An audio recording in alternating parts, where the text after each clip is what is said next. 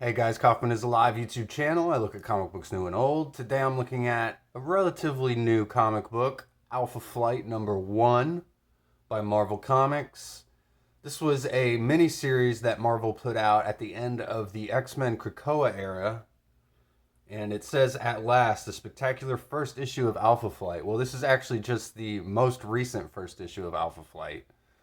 It's not the first issue, but and like I said, this is just a mini series, and it takes place within the Krakoan X-Men era. So, not really a standalone book. You kind of got to know what's been going on with the X-Men to know what's going on here. Although it's a pretty generic, we hate mutants, we're trying to kill mutants. Alpha Flight is like, let's save the mutants kind of storyline. So that's what we got going on here. It's Alpha Flight versus Alpha Flight. Awesome throwback cover here. This is by Dan Jurgens and Brett Breeding. It's a takeoff the David Cockrum X-Men cover, where we got the two X-Men teams running at each other and Professor X right in the middle, which is also what they used for the X-Men animated cartoon intro as well, was a takeoff of that. But we've got Alpha Flight versus Alpha Flight here. So, and I love the old school corner paneling here. The old school Marvel Comics group logo at the top.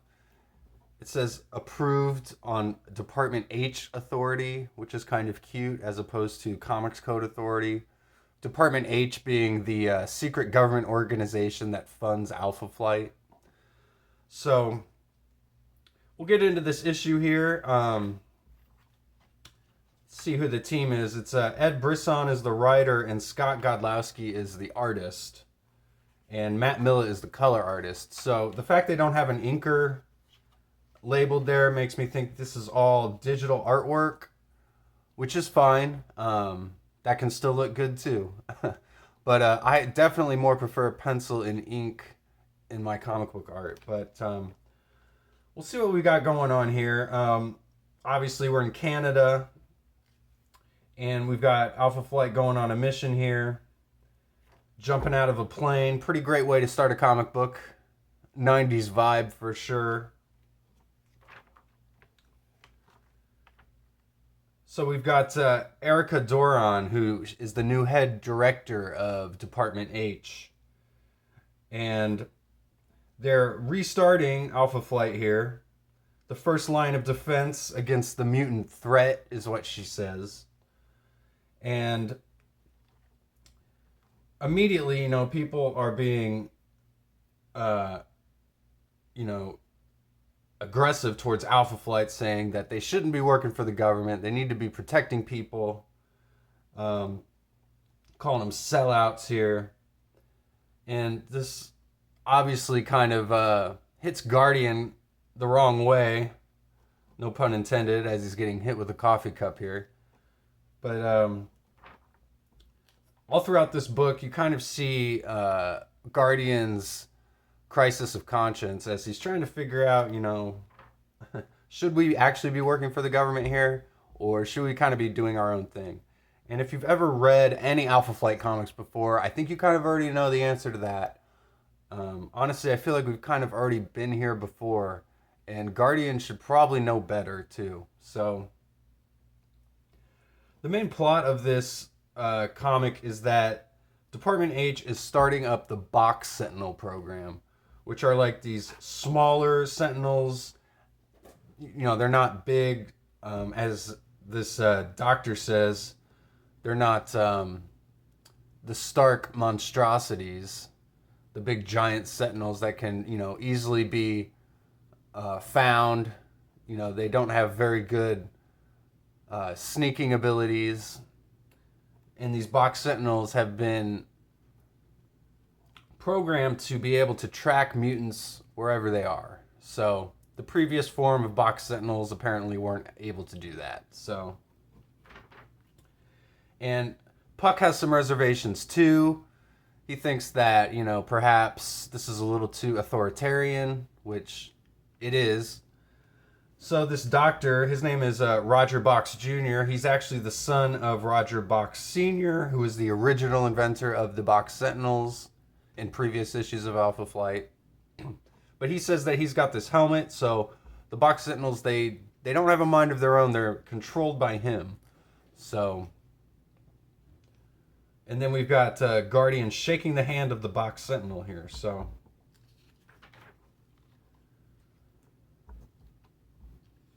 we head to California, and there's this mutant who's being found out at his job.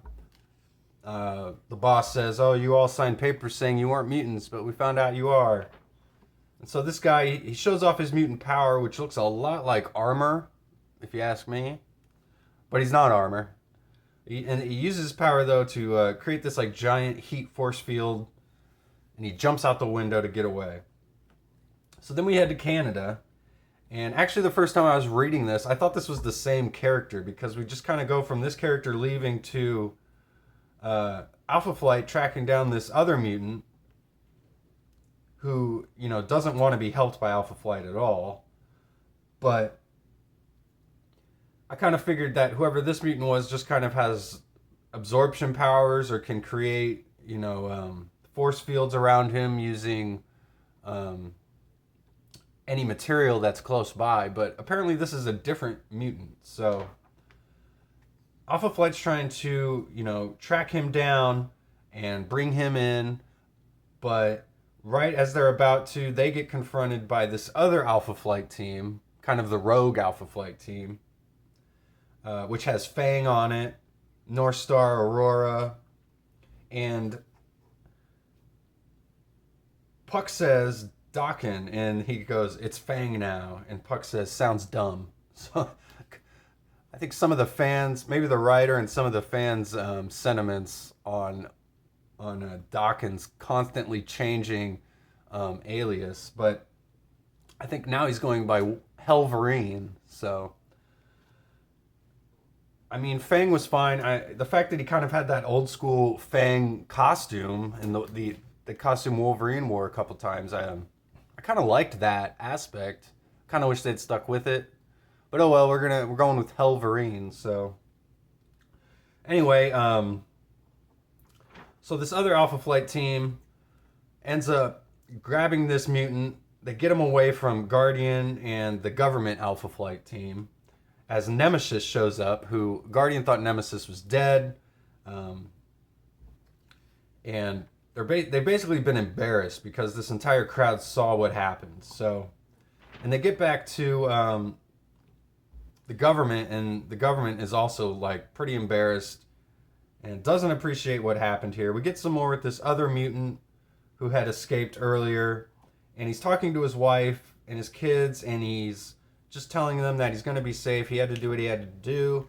He hangs up the phone is when we find out that Orcus is actually pinging the call and using the wife to find out where this mutant is. So, and the other thing I didn't mention either is that Orcus is working with Department H now. So, you know, they're all in on trying to eliminate the mutant threat, and they're getting help from the Canadian government. So,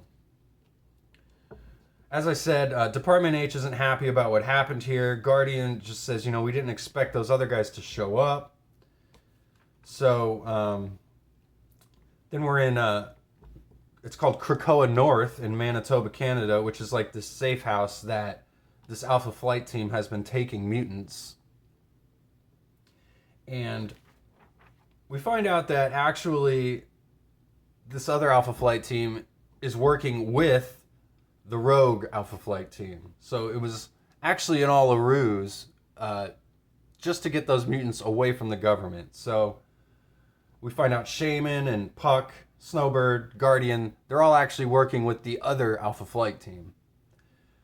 And that's kind of the twist in the end of this issue. So, kind of a generic plot, but I really like the twist at the end of the two teams working together, although it does kind of make the whole battle, multiple page battle we saw between the two teams kind of pointless. They were just kind of putting on a show for Department H and for the crowd.